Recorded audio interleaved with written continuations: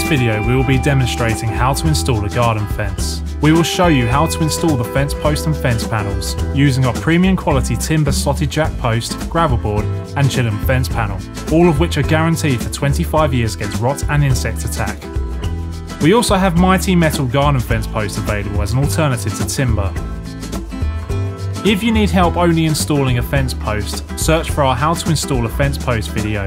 Or if you want to learn how to install just a fence panel, search for our How to Install a Fence Panel video. The tools and materials that are recommended to install a fence can be found at the end of this video. It is important to know where the fence will be installed. We have a number of blogs on the Jackson's website that give advice on the location, planning and how to clear the site. You will also need the correct amount of materials. Visit the Jackson's Fence Builder online to calculate the materials required. On sloping ground, it is usually easiest to start at the top of the slope and work down, stepping subsequent panels down to suit the changing ground level, and installing so the top of each new post is flush with the fence panel that goes before it. It's a good idea to mark out any gates, corners or ends of a fence run, and which post will go where, whether it's an intermediate, corner, end or 45-degree post. Lay out the fence posts at approximate spacings, remembering that panels go between the posts. So from centre to centre of our slotted jack posts, it will be approximately 1.88 metres. Another easy way to mark out holes is to use a gravel board as a guide to work out the post spacings. Before any hole is dug, we recommend investigating the location of underground services and checking the area with a cable avoidance tool. Watch out for signs of services, for example, coloured gravel, as excavation continues. When the location is known, the first hole can be dug. The easiest and quickest way to dig a hole is to use a post hole spade and a shove holer to remove the soil. This will help to keep the hole side straight. If flint, rocks or stones are present, then a digging bar can be of use. The most common depth for a fence post is 600mm minimum in the ground. However, this will be dependent on the height, the type of fence, as well as the ground conditions. After the hole has been dug to the correct depth, it is important to add a minimum of 50mm of ballast or gravel to the bottom of the hole for drainage. Please note that the depth will be determined by the height of the post out of the ground, the gravel board and the fence panel, plus any additional topper panels if they are being used. Place the fence post into the hole. Confirm that the height above the ground will be the correct height. Make sure the slots in the posts are facing straight down the fence line and the post sides are horizontal with the fence line. Using a spirit level, make sure that the post is vertically straight. At this point, it's a good idea to get someone else to hold the post, or it can be secured with pieces of timber to make sure it is held straight and doesn't move. The next step is to secure the post in place using concrete. A post fixing mix is the most common way to secure fence posts in the ground. Follow the instructions on the bag and fill to 50mm below the soil level.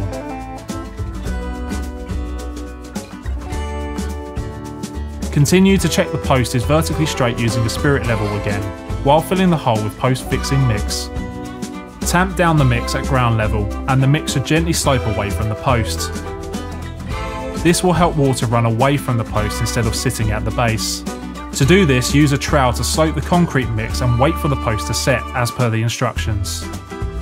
To stop any unsightly marks on the post, make sure the post fixing mix has been gently washed off the post. To measure where you need to dig the next fence post hole, use a gravel board to gauge the correct space. Dig the post hole using a post hole spade and shove holer in the same way we showed you how to dig the first hole. Now the next post has been dug, the gravel board can be secured to the first post. Slide the gravel board into the slotted jack post. Make sure the gravel board is level and use spare timber or brick to prop either end up if needed to ensure it stays level. Make sure that the post above the gravel board has enough space to hold the panel. If the post is too high, then the hole will need to be deeper. Usually the top of the post is flush with the panel. Using a spirit level, ensure the gravel board is flat. Use a screwdriver to secure the gravel board in position by screwing through the post that has been installed and into the gravel board using Jackson's self-drilling stainless steel 60mm screws. 2 screws are recommended at each end of the gravel board.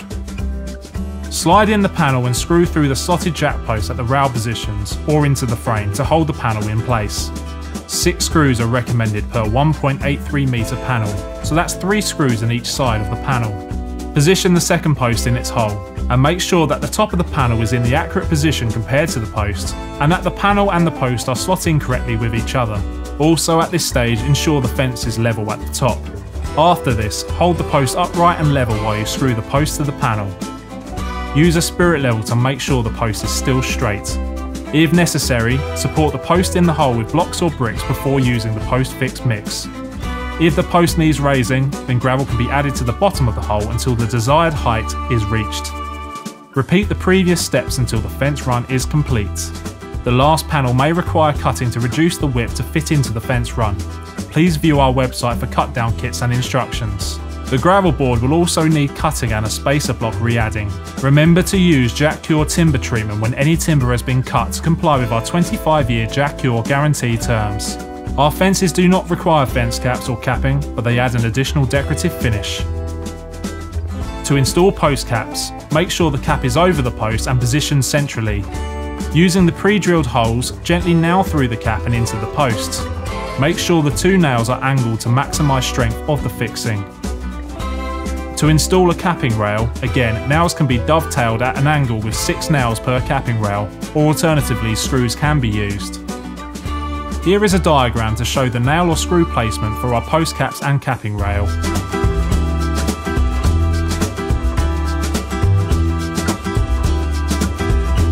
Make sure the site is tidy, with no offcuts, nails or screws laying around that could cause injury, and make sure any offcuts are disposed of responsibly. As mentioned at the start of the video, here is a list of tools needed. A cable avoidance tool, a post hole spade, a shove holer, a tape measure, a spirit level, timber battens, a trowel, pegs and multi-purpose string length, a saw if a panel or gravel board needs to be cut, a screwdriver and a hammer.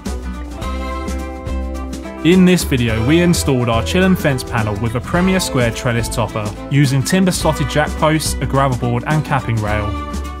Remember, a gravel board should be used when a panel is in contact with the ground to comply with our 25-year guarantee terms.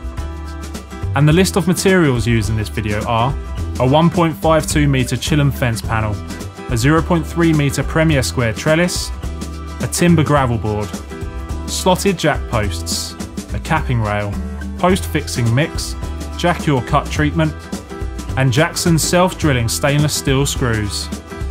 Enjoy your fence, and perhaps choose one of our Hedgehog gravel boards for your installation, so that it not only helps with the environment with a 25-year guarantee, but also it helps with wildlife. If you need professional help regarding installation, contact us regarding our nationwide approved installer scheme.